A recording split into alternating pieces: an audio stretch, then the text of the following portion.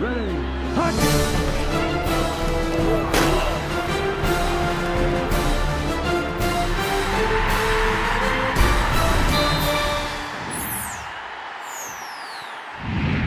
Heard the question asked today, if there was an all Big 12 defensive player off of this defense, who would it be?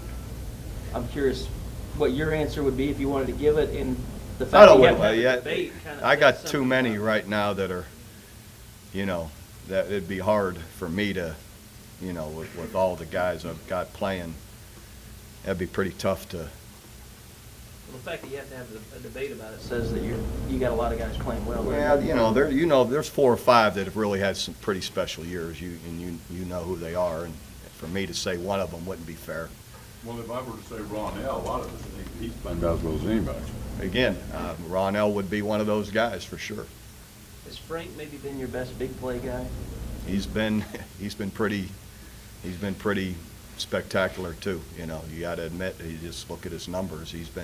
Those guys have been highly disruptive, and consistent, which is great too. The word Kerry used is big play. Is he also as consistent on Yeah. every day? I mean, you don't see He stuff where- has been awesome. I mean, he has been as pleasing and as good as any defensive front guy we've had in our 13 years. Both those guys, in the way they have consistently played through the year. It shows up in the turnovers. You had 4 takeaways. Yeah, and those guys, a lot of times, they're they're tipping the ball or they're getting it. They're just active. How is Tom Ward? Tom has a sprained ankle, so we'll see. It's a little too early I don't think he'll do much this week, but, we're optimistic then that he'll be able to, do more stuff through next week. How did Bird play? Played well. Jaden had a good game. Graded out at a winning level and did a nice job. How about Hibbley? Because he hasn't played a lot this year. Yeah, Joseph did too. He had a nice game. He really did. He also graded out at a winning level.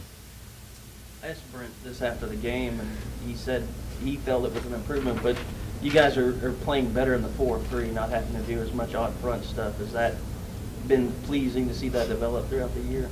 Yeah, and some of it's just too, we are playing well in it. And it's just we sort of pick and choose which formations or which teams we feel, we give us the best opportunity, meaning in coverages as well as stopping the run, and where we can maybe give them the most problems is what we're always considering there.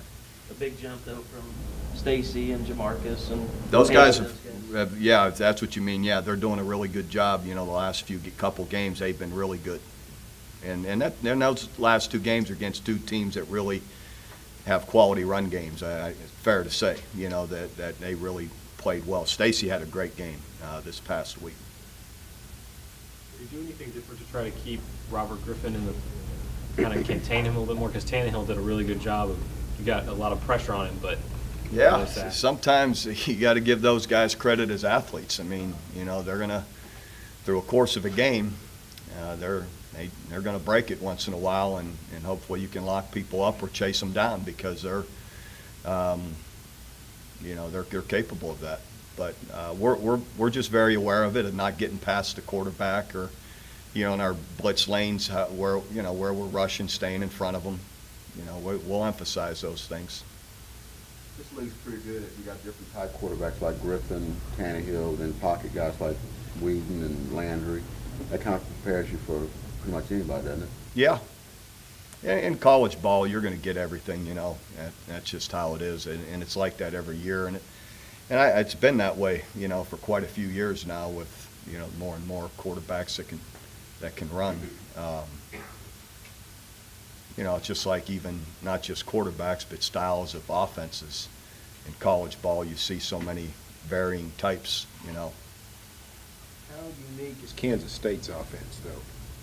There are a lot of people around the country doing what they do, which looks No. like the single wing to me. Yeah, not that many that run, the quarterback and have as much quarterback run game as they do. But, but for, it's been effective for them. Coaches, I'm sure Coach Snyder's playing to what he feels to his talent and to his players' abilities the best they can, and it's been productive for them. Now, talk about the future of your tight end position with the two seniors. Is Stevenson traveling now and doing things, and have you moved anybody else there? No, he's, you guys didn't know, he had an injury. He had a pec muscle that's been repaired.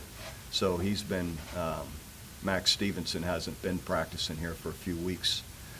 Have you moved You guys anybody missed else that one, huh? So anyway, he, He's so good with injuries, though, Bob. yeah, well, I forget about some, since he was being redshirted anyway, so, anyway, but he'll be fine, and then, then we'll be recruiting. Tight ends out there, hopefully they're listening. Junior college suddenly a priority Oh, not suddenly, it always has been. There's, at that position? sure. What is that a position that maybe lends itself to some guys that are ready to go at JUCO a little faster? I'm thinking like Lane Johnson. Oh, it can, if they're the right guys, sure. If you needed a third one, is it pretty much Trey at this point, if you have to? Oh, yeah, Trey's, I mean, he does that now, tight end, H-back, and that guy can do anything. You gotta admit, best special team guy we've got, play about anything on offense. Got the highest running yards per rush on the team, so. Yeah, he ran the Wildcat in high school. Did you ever look at him? He could, that's a good point. If we didn't have Blake, we might be using him in there. Is there any chance Haywood gets back, or have you been in any conversation? I don't know with why, him about where it? that comes from. Because we're talking about tight ends. Well, I don't see that happening. Could Lane Johnson go back to tight end in a pinch? Oh, yeah, yeah. He hasn't gotten too big for that? No, you watch, I remember when we played Stanford in the Sun Bowl, they had a guy, I think it was 90, that they said was a tight end, and I looked on the stats, he didn't catch a ball all year, and then I saw him walk on the field, and I said to Coach Venables, I said, they're faking it, he's no tight end, he's a tackle. So I said, there's no way that guy's catching a ball. So, anyway, so just because you got a tight end number and you call him a tight end doesn't mean he's a tight end. You seem to have just contradicted your answer then, What? when you said Lane could do it. I mean, Oh, he could do it, though. I felt, watching Lane, I think he runs better than the guy I saw. But again, you could put a 90 on him and call him a tight end, and he's a tight end. You've had all these guys over the years that have been sort of fullback tight end. They always seem to be about your favorite player. And do you go out looking for a guy that can do 5, 6 different things, and say you're my guy, or do they expose themselves, over time? We do look for guys that can do all the things that these guys can do. They give you a lot of versatility.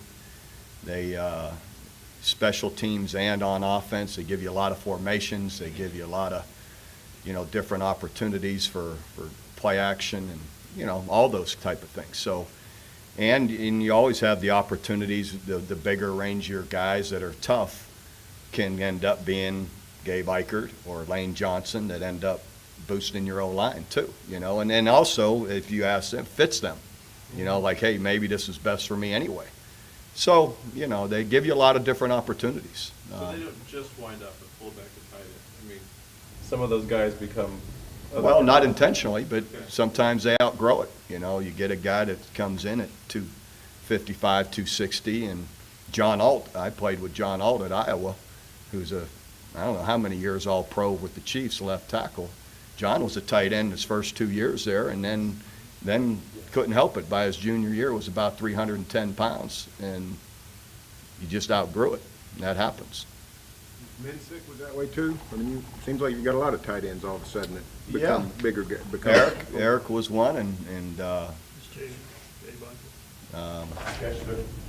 Chris Chester was a tight end here, but then by the time in the NFL, he realized, hey, I'm not going to play tight end in the NFL, but I could play guard or center, and so he had some weight, and a guy that might have average feet as a tight end all of a sudden has great feet as a center and guard. So that's what you're trying to do, is maximize their opportunity. Miller's your Brody Eldridge, basically? Is he kind of like your Brody Eldridge, Miller? Yeah, but Trey's a better, better athlete. I don't know that Brody could have tore off a 61-yard run, but as far as being able to play all the different tight end and fullback spots, yeah. But Trey's great hands and ability to run, too. All right.